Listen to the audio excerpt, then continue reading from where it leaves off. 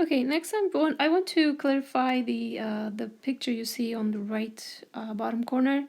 So we're gonna look into it, like what is going on there, and it's gonna be very important later on. So I kind of want to give you kind of heads up on that. So it kind of shows initial and final conditions in one figure. I'm gonna separate them first of all.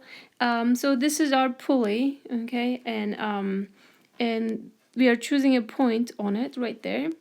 And right at that point, there is a hanging mass. I'm gonna show that soon. So the pulley has string wrapped around, and it's attached to a hanging mass.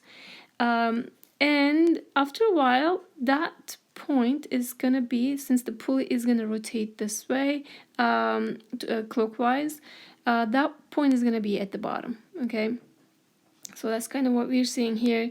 So this starts rotating this way, and the point moves from here to there. Okay, that's what we see. Okay, so a couple things here. So this is our radius r, and also this one is radius r as well, and it used to be here, so we have this angle here now, as we call it, theta, delta theta. Okay, so I'm gonna write that here. Okay, so we are looking again at this in a little bit detail. The next thing I'm going to do, I'm going to attach the hanging object. So initially it's right here, and final case it moved a bit, right? So we have here. Okay, so let's just make it's the same object, it's not as much bigger. Okay, so but what happened is it moved from here to there. Okay, so this is how much it moved. Okay, so let's see what we have. First of all, again, this is the initial condition that solid red dot shows the point A. Okay, and now that point A is right here, and the amount it moved, this red arrow here, if it is D, as I'm trying to be consistent with the figure shown, and the green arrow here is going to be D as well, because it's moving the same amount. So you're releasing same amount of string from the wrapped up pulley, right? It was wrapped up around the pulley, so you're releasing the same amount, so those D's are the same D's. Okay, so I want you to kind of see that first. This is going to be how we are going to relate the linear to angular. So right now, so far, okay, we know how to deal with them, but we know them separately. We don't know. We didn't really put them in the same equation, except one definition so far. We defined arc length, right? What do we say? Arc length.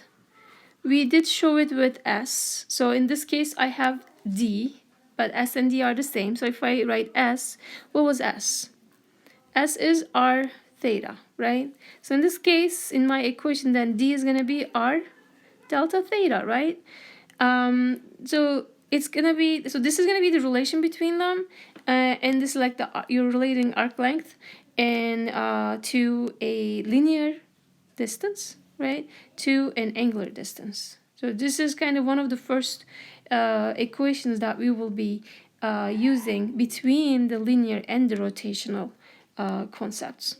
Okay, this is more common, but for this figure I wanted to show it this way. And now, like, you can focus on the hanging object and think about the displacement D, and you can focus on the pulley and think about delta theta, or just simply you can drop delta if you keep the initial 0. That's gonna be final, right? Just simply theta then, and you can focus on that, and this is gonna be the relation, so that the radius of the pulley is gonna relate those two linear and angular distances. Okay. Next, there's a supplemental example here, and I really would suggest that you go through this. I mean, try to do it your own. The solution is here. I'm going to skip that. But it is really good, like, and there's some conversions as well, so it's a good practice. It's simple, but good practice with to kind of understand the symbols and everything so far. But in the next video, I'm gonna talk about the relations between rotation and translation. And again, this is kind of the first step. Okay, so write this equation here. So I want you to keep in mind.